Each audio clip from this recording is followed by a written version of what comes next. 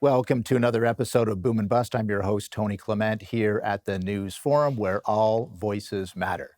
Well, the first federal budget in 2 years has been delivered by Finance Minister Chrystia Freeland. While the COVID crisis rages on and vaccine distribution still leaves a lot to be desired, Freeland has had to do both current crisis management and to look ahead to the post-lockdown world. We're delighted to welcome a regular contributor, the former finance minister, the Honorable Joe Oliver, back to the show to get his initial insights. Thanks for being here, Joe. Great to be with you. So broadly, what are your broad takeaways? We'll start off with that. Okay, well, look, it wasn't surprising, but it still was quite shocking. I mean, we're looking at deficits for this year and last year combined exceeding $500 billion. The debt is going to reach $1.2 trillion this year, moving up to $1.4 trillion in 4 years. The interest on the debt this year, annual interest is $21 billion, moving up to over $39 billion in 4 years. I mean, I'm throwing a lot of numbers at you, but at the end of the day, those are the numbers that the Canadian public is going to have to cope with, we, and our children going forward. And this is spending not related exclusively at all to the crisis that followed the COVID arrival, but rather programs that the favorite pet projects that the Liberals have wanted to introduce for a long time, and somehow, in a perverse kind of twist of logic, they think that now that we're in more debt, these unaffordable programs have suddenly become affordable, indeed mandatory.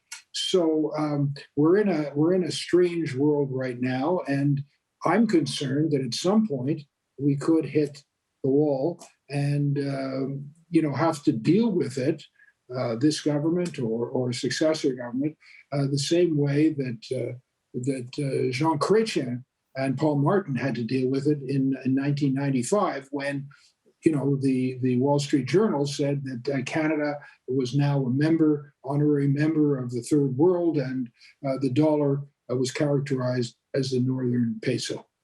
Now, you were the architect of the last balanced budget 6 years ago now. To the day of recording, absolutely.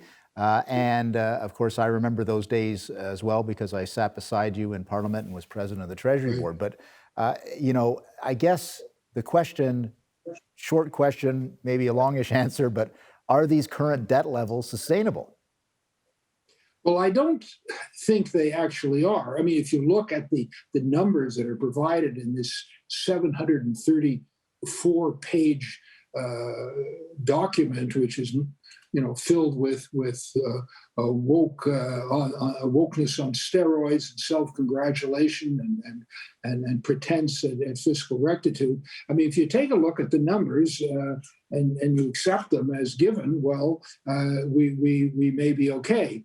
But that assumes that interest rates don't rise, which in turn assumes that inflation isn't going to get any higher. Right now, it's 3.3%, and then the forecast is it'll go down to 2% and basically stay there. Oil prices will stay at about $2, and there won't be any external shock. And of course, those sorts of things inevitably happen. It's the unknown. It's the unknown unknowns, as Donald Rumsfeld famously said. So we're assuming, or they're assuming, that there isn't going to be any untoward event that isn't built into their numbers, and that I'm afraid may not happen. I mean, look, Canada bonds were already downgraded last June by Fitch, and in December, Fitch issued a warning, and they said that our numbers actually are worse than the average for AA credits, and if we continue on the way we are, they're going to get worse. So there was a clear warning that the debt rating could be downgraded yet again. And then, of course, you have the other three rating agencies, S&P and Moody's and DBRS. They haven't moved yet, but they can. So I'm not saying that's something which is going to happen tomorrow, but it is something that I'm very concerned about in the intermediate term.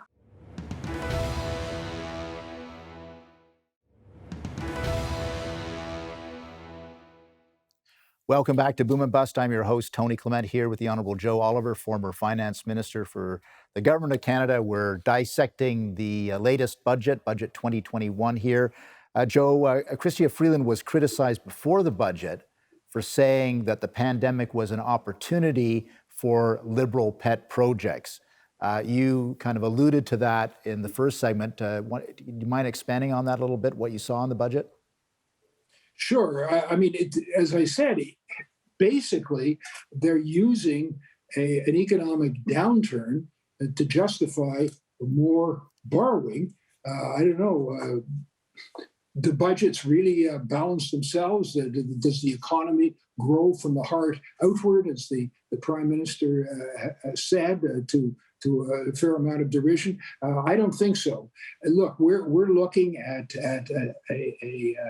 a deficit to economy, to the GDP ratio of about 51%, and there really is no fiscal anchor. They're talking about seeing it gradually decline in 4 years and go down to a little over 49%. That really doesn't impose any sort of discipline. The Prime Minister is long past the point where he can pretend that he's going to balance the budget. He obviously doesn't care. There's no target, and we need a target. And I'm not talking about something that's going to happen in the next year or two. There isn't a justification, even in these dire circumstances, for real austerity. But there is for fiscal prudence, and we can get there. But there clearly is no intent on the part of the government to do that. And let me just give you one other number for the moment. Sure. I may have a few others later, and that is that the CD Howe Institute is forecasting that the total provincial and federal debt could reach 100% by the year 2030. And if the federal government has some fiscal challenges, they aren't anything compared to some of the provinces. Mm-hmm. And we know that not as a matter of law, but as a matter of practical economics and politics, that the government cannot let a province go under, which means that they've got to back them up.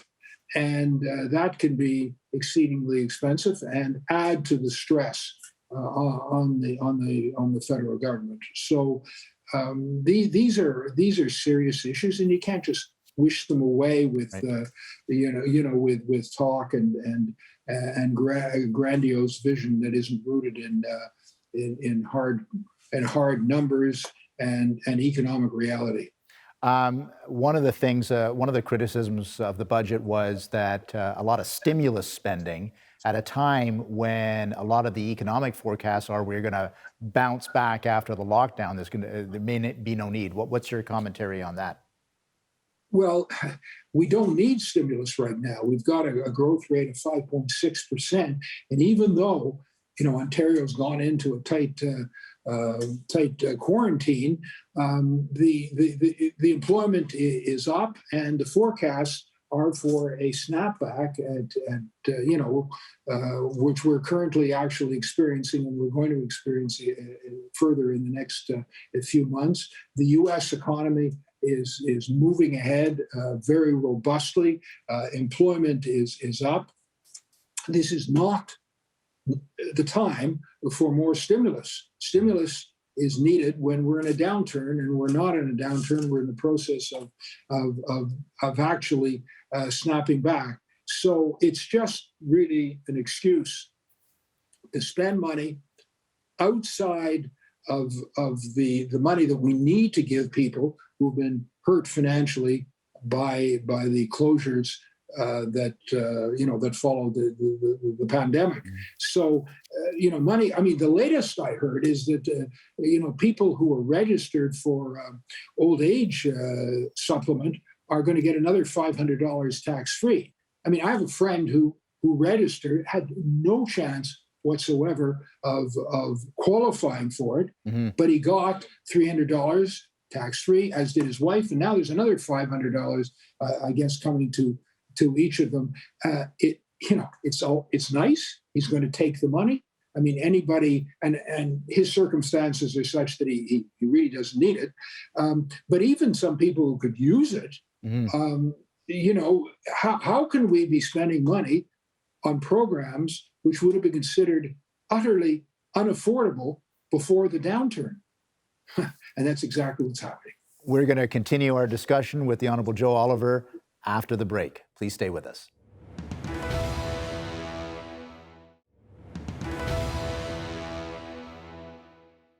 Welcome back to Boom and Bust. It's Tony Clement here at the News Forum with our guest, Joe Oliver, former finance minister, discussing Budget 2021. Joe, just one of the things that happened after the budget was the Bank of Canada keeping rates down, but there's been some speculation. They're starting to talk about inflationary pressures and the need to raise interest rates.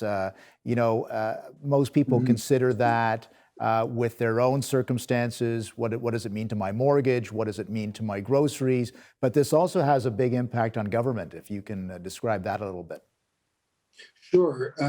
The short-term rate, which the Bank of Canada has control over, is going to stay low. But we're in the process of seeing a steeper yield curve, which is to say long-term rates are getting much higher in proportion to short-term rates. I mean, that's a normal sort of event, because there's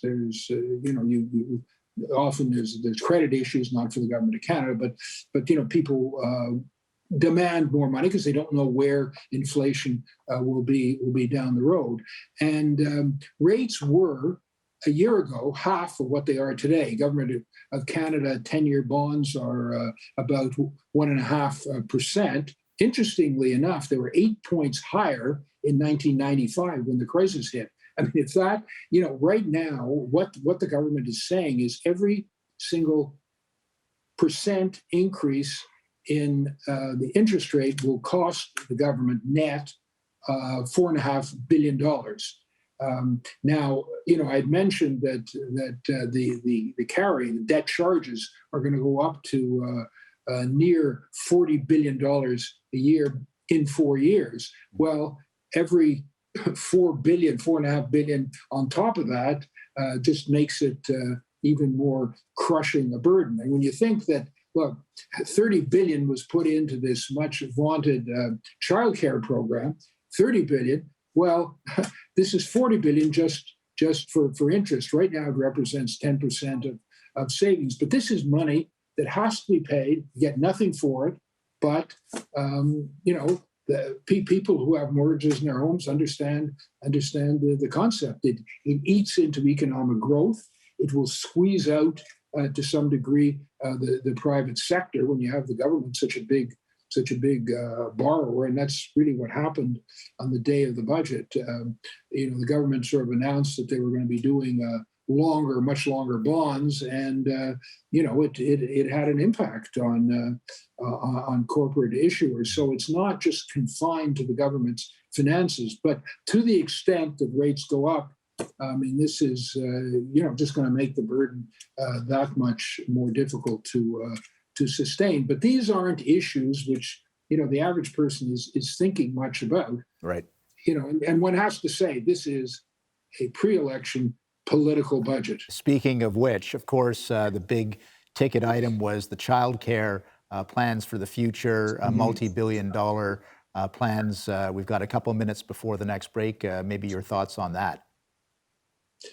Well, look, no one can say they're against helping out women who've been hurt, disproportionately by this pandemic and by the crisis.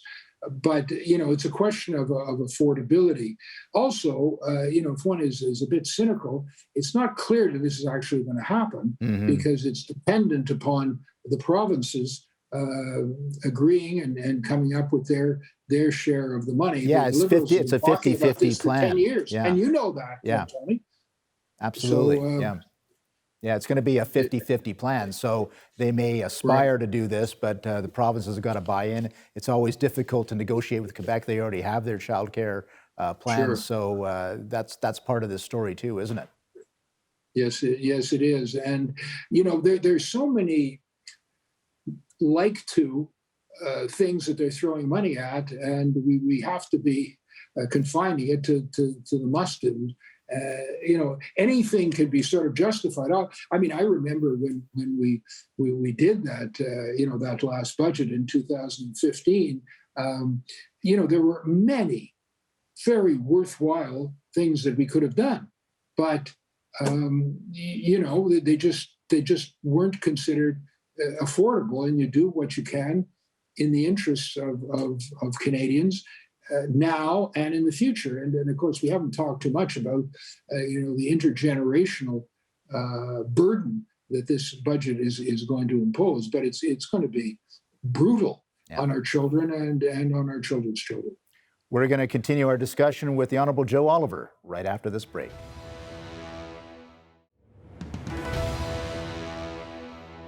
And we're back at Boom and Bust. I'm your host, Tony Clement, with former Finance Minister Joe Oliver. Joe, investment, competitiveness, the ability of our economy to grow jobs and opportunity. What does this budget mean for those things? Well, that's perhaps one of the more disappointing aspects of the budget, that it hasn't really focused on economic growth. As you say, productivity is key. We need to, frankly, rather than increase taxes, and I want to talk about that in a second, but we should be reducing both personal and corporate taxes to the extent that we can, so that Canada becomes more competitive. It's losing its competitiveness, unfortunately, and this is one way to get it back. We should be investing in science, technology, education, training. These are things that can make a long-term difference. We should try very hard to reduce, if not eliminate, interprovincial trade barriers, work on increasing our trade internationally, and, may I say, we should try to get our oil and gas to Tidewater so we can sell it to overseas markets. There are tens, if not hundreds of billions of dollars that we can earn, an enormous amount of money to governments. It would make a terrific difference in terms of employment and reducing our deficit. I mean, that's something where we have a clear, strong, overwhelming competitive advantage, and we're just leaving it in the ground. It's really tragic. You mentioned taxes. I haven't heard much about tax changes in this budget. Were there any big ticket items that you discerned? No, there wasn't, and that's, of course, really emphasizes the point that this is a pre-election budget. There had been talk quite a bit about some soap the rich plans, to increase the inclusion rate on capital gains, a tax on homes, a wealth tax, a succession duty. But none of that was put in. They put in a couple of kind of almost silly taxes that aren't going to go into effect until January. I mean, if you're thinking we're buying a car or an airplane worth more than $100,000, there'll be a tax of 20% on the excess, and then $250,000 for a boat. So, I mean, there's plenty of room for people, to buy now, or there's quite a bit of leeway later. I mean, maybe it satisfies some people, probably, I'm sure it angered the NDP, but it's not a serious amount. We're talking about maybe a few $100, $100 million in total. When we're talking, as I say, about this year's deficit of 154 billion, it's not serious. But after the election, if the Liberals get in, watch out, because there's a need for major tax revenue, and you're not going to get it only from soaking the rich, although that's an inevitability, but you're going to have to do something about overall sales or personal income tax. And the bulk of revenue to the government comes from personal taxes. So, I worry about competitiveness. I worry about affordability. We've got about 30 seconds left. Do you think that they've set aside some more controversial things to post-budget because of election timing? There's no question. And the main area that they haven't really touched, of course, is taxes. So they won't talk about that, but but it's coming. But sort of summarize, this is a profligate, progressive budget that I fear will get us into serious trouble in the intermediate term. There you have it. Joe Oliver, former finance minister. Great to have you on the program as always, and thank you for your incisive commentary. Really appreciate it. Thank you. Our commentator there, Joe Oliver, former finance minister, talking about the profligacy of the budget, the debt levels, the spending levels, no fiscal anchor, worried about inflation, worried about increasing interest rates, both on how that would affect government ability to deliver programs, and of course, for you and your household as well. So lots to consider in this budget. Not all of it covered by the mainstream media, but we cover it here. Thanks for watching.